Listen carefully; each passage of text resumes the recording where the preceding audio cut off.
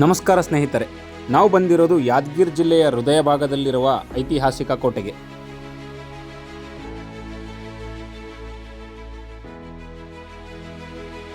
ಇದು ಕರ್ನಾಟಕ ಪ್ರಾಚೀನ ಕೋಟೆಗಳಲ್ಲಿ ಒಂದಾಗಿ ಪ್ರಸಿದ್ಧಿ ಪಡೆದಿದೆ.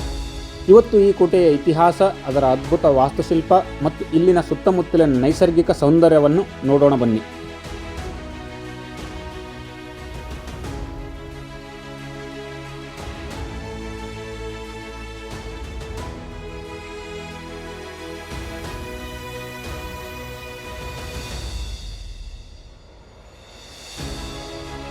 ಯಾದಗಿರಿಯನ್ನು ಏತಗಿರಿ ಎಂದು ಕರೆಯಲಾಗುತ್ತಿತ್ತು. ಇದನ್ನು ಕಲ್ಯಾಣ ಚಾಳುಕ್ಯರು, ಯಾದವರು, ಚೋಳರು, ಬಹುಮನಿ ಸುಲ್ತಾನರು, ಆದಿಲ್ ಶಾಹಿಗಳು, ನಿಜಾಮರು ಆಳಿದರು.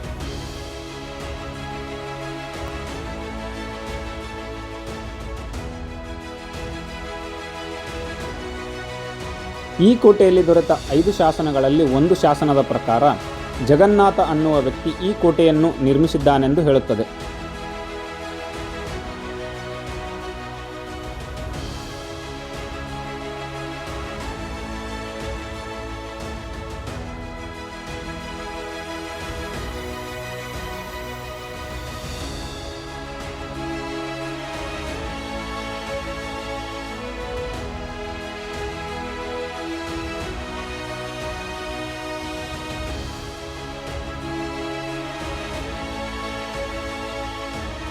ಇಲ್ಲಿ ಜೈನ ಬಸದಿಯ 22, 23 ಮತ್ತು 24ನೇ ತೀರ್ಥಂಕರ ಮೂರ್ತಿಗಳನ್ನು ನೋಡಬಹುದು.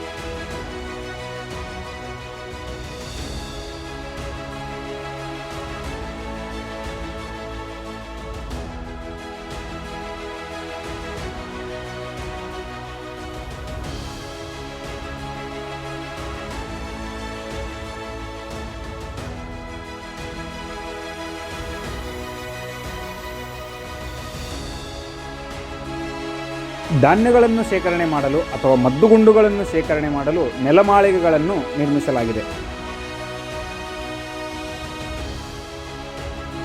ಈ ಕೋಟೆಯಲ್ಲಿ ರಾಮಲಿಂಗೇಶ್ವರ ಎಂಬ ಪುರಾತನ ದೇವಾಲಯವಿದೆ.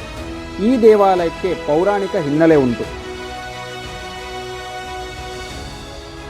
ಶ್ರೀರಾಮಚಂದ್ರನು 14 ವರ್ಷ ವನವಾಸ ತಿರುಗಾಟದ ಸಂದರ್ಭದಲ್ಲಿ ಯಾದಗಿರಿ ಬೆಟ್ಟಕ್ಕೆ ಬಂದನು. ಅಲ್ಲಿ ಬಾಯಾರಿಕೆಯಿಂದ ಬಳಲಿದಾಗ ತನ್ನ ಬತ್ತಳಿಕೆಯಲ್ಲಿರುವ ಬಾಣ ತೆಗೆದು ಬಂಡೆಗಲ್ಲಿಗೆ ಹೊಡೆದ.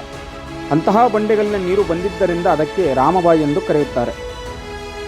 ಈ ಕೋಟೆಯಲ್ಲಿ ನೀರು ಒಂದು ಕಡೆಯಿಂದ ಮತ್ತೊಂದು ಕಡೆ ಹೋಗಲು ಕಾಲುವೆಗಳನ್ನು ನಿರ್ಮಿಸಲಾಗಿದೆ.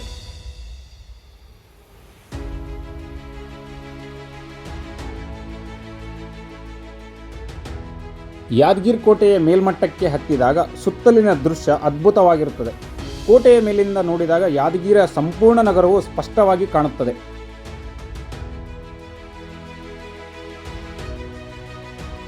ಕೋಟೆಯ ಮೇಲಿನಿಂದ ನದಿ ಹರಿದು ಹೋಗುವ ನೋಟವನ್ನು ಸಹ ನೋಡಬಹುದು.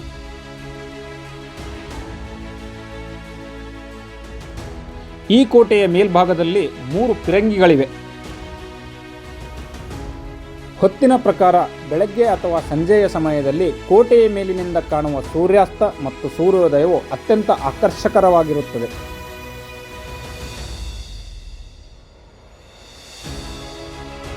ಇಲ್ಲಿ ಬೀಸುವ ಗಾಳಿ ಮತ್ತು ಪ್ರಕೃತಿಯ ವಾತಾವರಣ ನಿಮ್ಮ ಮನಸ್ಸಿಗೆ ಸಂತೋಷ ನೀಡುತ್ತದೆ.